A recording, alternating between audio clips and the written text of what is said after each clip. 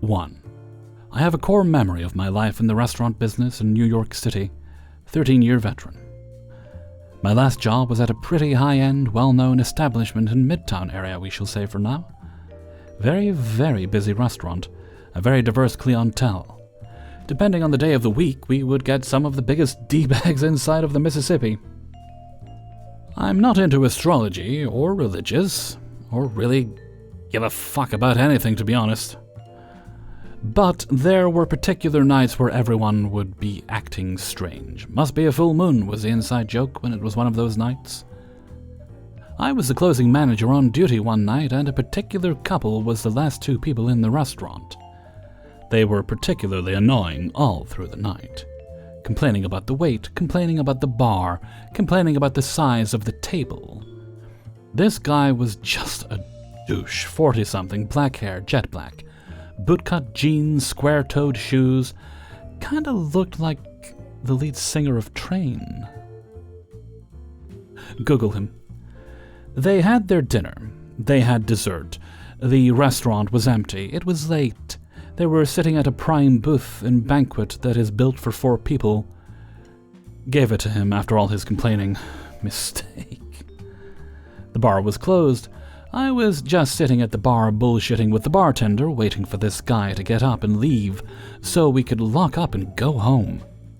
11:30 p.m., 12 a.m., 12:15 a.m. I start thinking I need to turn the lights up a bit, just a little tap, a little nudge of the dimmer. Maybe he would get the hint. Keep in mind, this was forbidden to do by the owner. I agree with this principle in the restaurant business to an extent. When it's time to go, it's time to go. After the dimmer nudge, I took a little peek into the dining room to see if him and his date of the evening were starting to get the hint. This was clearly a first date, by the way. I've seen many, and this was one of them. They hadn't moved. If anything, they were hugged up even more. I was getting pissed. This is not a place to stick your tongue down Ms. New Jersey's throat. Go home and do that.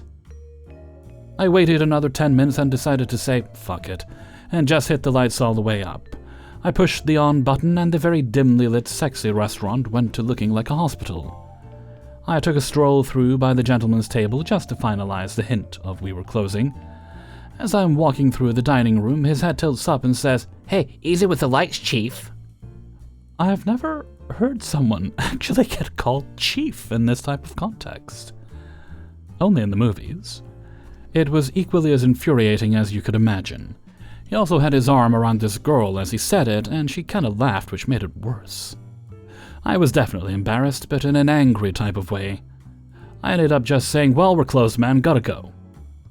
Not the greatest story in the world, but I'll never forget that head tilt and those 5 words, "Hey, easy with the lights, Chief." I actually say it to myself anytime there's a change in lighting anywhere, so for that, thanks, stranger with the jet black hair. 2. I try not to cast unfair judgments on people by their behavior, and I'm more likely than others to give the benefit of the doubt when someone's acting weird or off-putting.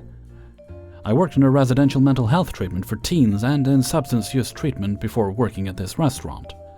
However, some people deserve to be judged, like my coworker, especially when they know better about appropriate workplace conduct. The coworker in question is a server in her 40s, also a full-blown cat lady. All of her accessories have cats on them. She started working here a couple of months ago. She's okay at her job, has some obvious strengths and weaknesses, but that's not the point of this post. She's an alcoholic who constantly tries to get cut early because she needs to go to the bar tonight, or will get agitated about leaving late because she needs to get to the liquor store before they close. On top of this, she's often going on about needing to get laid tonight, as if any of us care about her sex life. She also does not use her inside voice at all. For example, I'm standing around by the bar at 4 p.m. on this day because it was so dead, and she just comes in, starts talking to the bartender, and the conversation topic somehow goes to her talking about her coke dealers, where anyone in the vicinity could hear if they tried. Anyways, that aside, it's always something about sex or drugs with her. Last week I had a bad cough, and there was an instance where I was standing alone by some booths in an empty corner in the back of the restaurant. She walks into the area, and I don't think she saw me. I then start coughing again, and she says, "Good thing I heard you cough. I was about to start having phone sex." And I said, "Oh?" And she walks away from the area, comes back a few seconds later and says, "I'm just kidding." Though I wouldn't put it past her to not be kidding. She will also occasionally say things about customers she finds attractive. "See that guy at seat 1 on 26? I'd fuck him." Girl, I really do not care.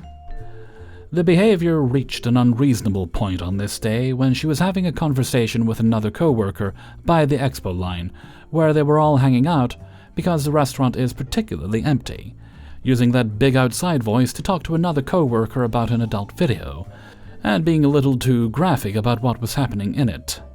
No, I don't have context. I'm just trying to ignore her. Then she's talking about her own sex life again, and says something about her being bisexual like it's a profound statement like, "I'm so crazy, I'd fuck anyone, especially after a few drinks." Me and the other coworkers standing there are also both bi, and I said, "Yeah, I mean, we are too," with a very who cares tone in my voice because, literally, who cares? At least half of the whole front of house staff here is bisexual. You're not that special. She then goes, "I'm bisexual, you're bisexual, you're bisexual, we should have a threesome." I'd love it if she would just shut the fuck up. I walked away from her after that, and then later she says, unprompted, about another server who's an occasional closing manager, "I want to fuck him so bad." What do you want me to do with this information? Throughout the shift, she was also randomly touchy more than she usually is, which is annoying. Standing a little too close to other coworkers and even making dry humping motions in the direction of other coworkers when they weren't looking. So that's an overview. On this particular day, she was working as a food runner, though it was extremely slow and she didn't have much to do. By 6:30, she's already drinking her shift drink, a heavily poured glass of wine. I didn't really care because it was slow enough to get away with doing that. Soon after, she's ready to leave. But as she's leaving, she's using her big girl outside voice to tell us that she's going to leave here and then have hardcore sex all night. Imagine this with the same tone an 11-year-old boy would use when he first discovers a "your mom" joke. At this point, I'm in my eye-rolling, resting bitch face mode. None of this is funny. It's just annoying. Later on, I was talking to other coworkers about her. We're all in agreement that she was being unhinged. I'll have to see if my GM heard anything about it, because she wasn't in that day, but I'm sure she wouldn't look favorably upon that behavior. Oh well.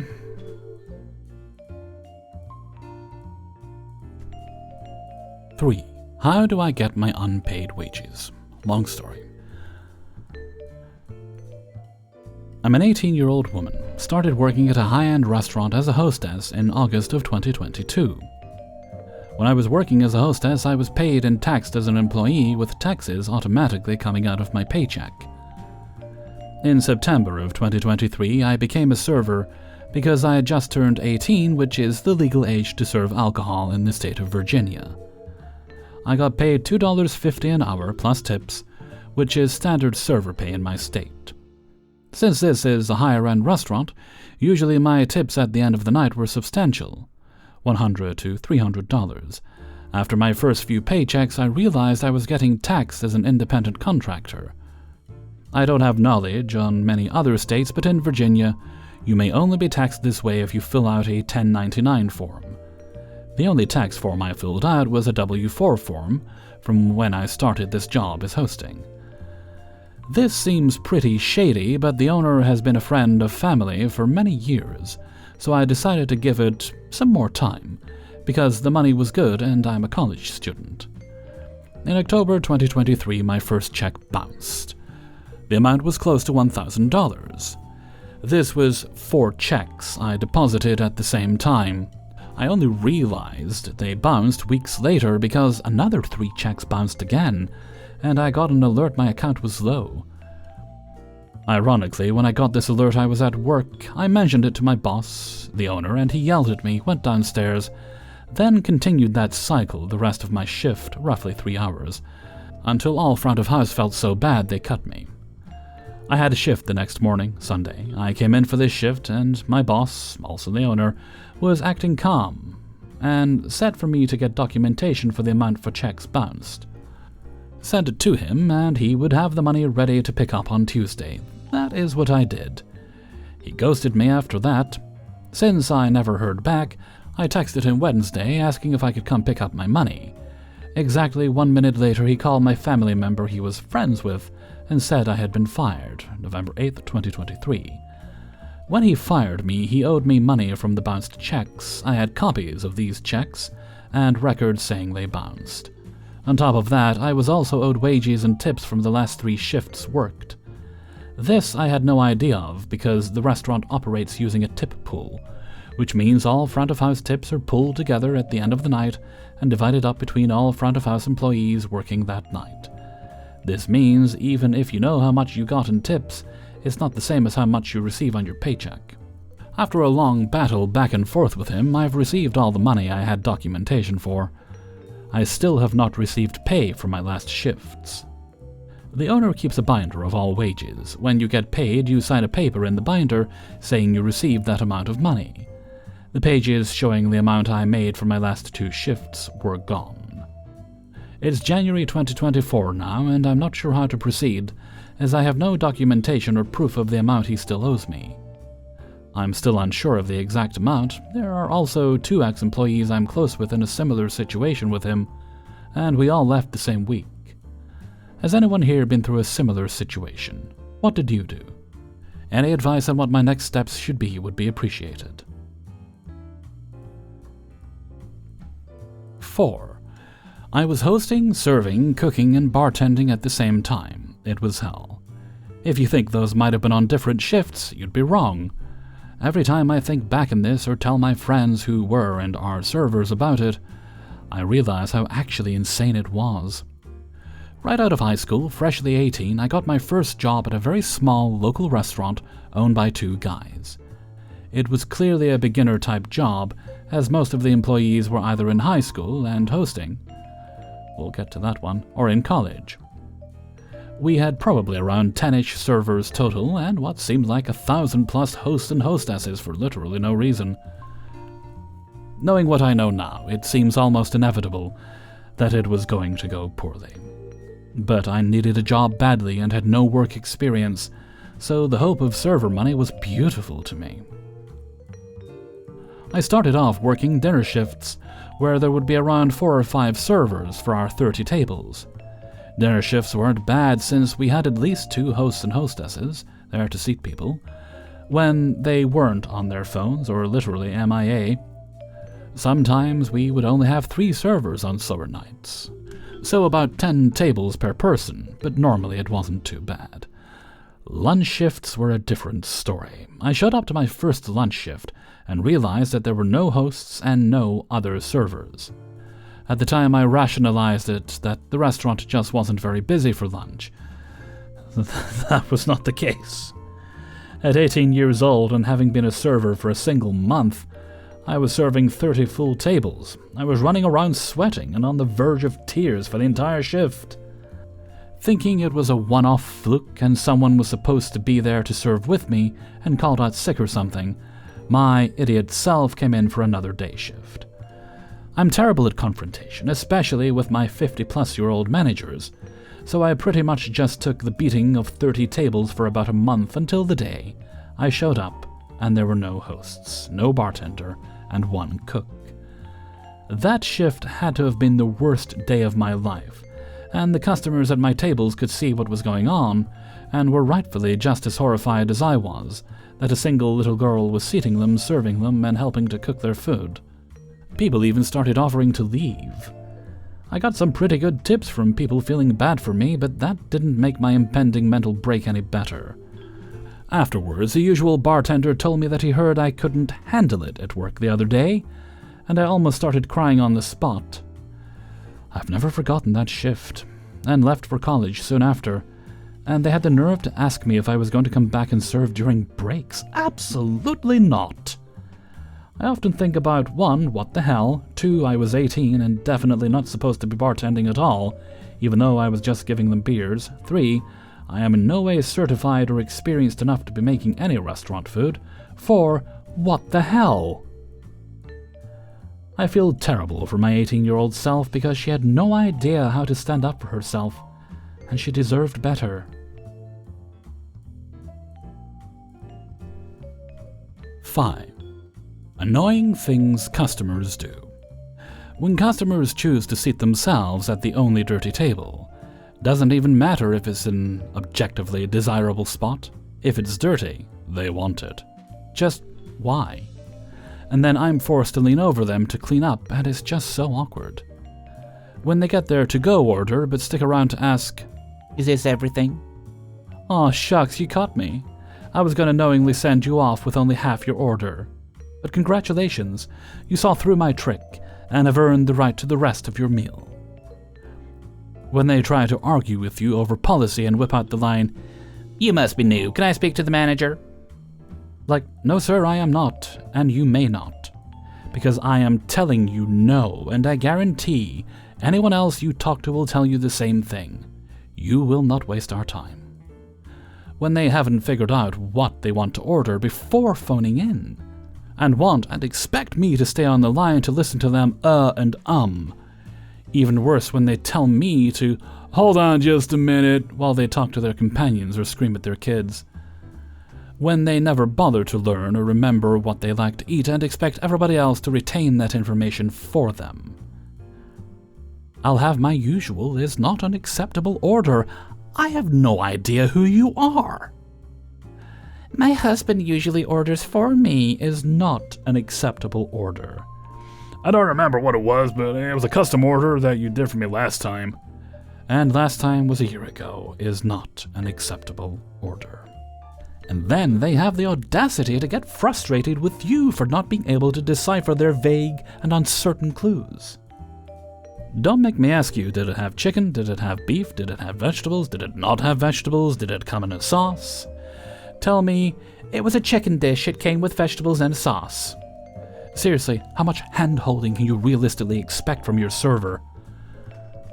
"But you did it for me last time." You chose what it is, and yet surprisingly last time is not this time.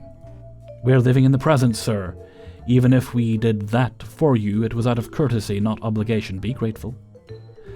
The general inability to listen and follow instructions, scenario 1. You'll want to let your tea steep a few minutes before pouring, or else it will just be hot water in your cup. Then they immediately start to pour the tea. Did you forget to put a tea bag in there? Scenario 2. I'll need you to sign and return this copy of the receipt. The next copy will be yours to keep. And then I still somehow end up with the unsigned customer copy.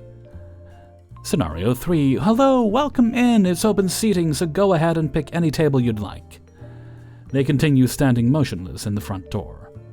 Hello, welcome in. Please take a seat anywhere you'd like. Anywhere? Yes, anywhere you'd like. They're still fucking standing there motionless in front of the door. Scenario 4. Hello.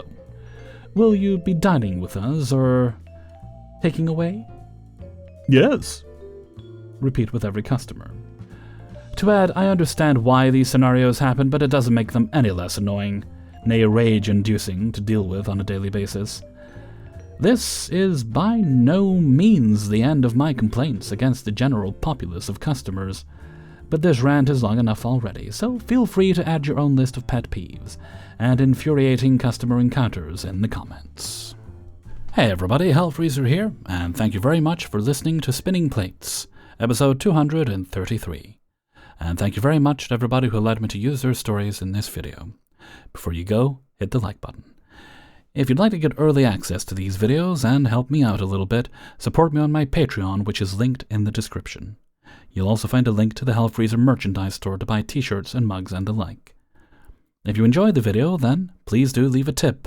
While you don't have to do this, you can do it by clicking on the little heart with a $sign in the middle. It's helpful and appreciated, but not necessary. Alright, let's see. As with no other business today, let's move right along to Hellfreezer's question of the day, and also the answer of the day. And today's question is: slippers, socks, or bare feet when around the house? I know some people habitually like to wear one or the other. Generally speaking, I am barefoot when I'm at home, unless it's cold, in which case I'll put my slippers on. But for the most part, yeah, very rarely will I wear socks. I do have comfy socks, the technically bed socks, but I don't even wear those most of the time unless it's especially chilly, in which case it'll be the thick comfy socks on, then the slippers on, and also the heating on as well to keep my tootsies warm. Leave your answers in a comment below. I look forward to reading them. And before we go, let's have today's answer of the day. And today's answer comes from Spinning Plates 232, and it's from Mama Lauren 523. And this was in regards to how people feel about snow. I think I was grumbling. We'll get to that more in a moment. Mama Lauren says, my state is getting between 4 to 15 inches tonight, tomorrow and into early Monday morning. I am in the 10 to 12 inch range with 30 miles per hour winds. Jeebus. I can't wait. It's supposed to be good snowman snow too. Living in New England, if it's going to be cold, it needs to be pretty. Rain and ice in the winter is depressing. I got another Jeep 2 years ago, and I've only had it in 4-wheel drive 3 times. Totally unacceptable. I have my snow boots, shovel, and car brush at the ready. Let it snow. Thank you very much, Mama Lauren, for your answer. Oh, yes, speaking about me grumbling about the snow, I was concerned because of, traveling for my phototherapy treatments for my skin. Good news is, the past few times I've been in, there has been saying, oh, your skin's looking quite good now. So when I was down last, one of them remarked that as well. So I said, well, how much longer do you think? And she said, I think we could discharge you next week. So I've got 3 more treatments next week. Then I will be free. Which is good. Because, yes, they are helping, but it's a disruption each week, and then especially with the unpredictable Scottish weather. We haven't had snow yet, but I'm sure it's on the way. Okay, and with that, I'm going to head off for now. So until next time, thank you very much for listening, and take very good care of yourselves.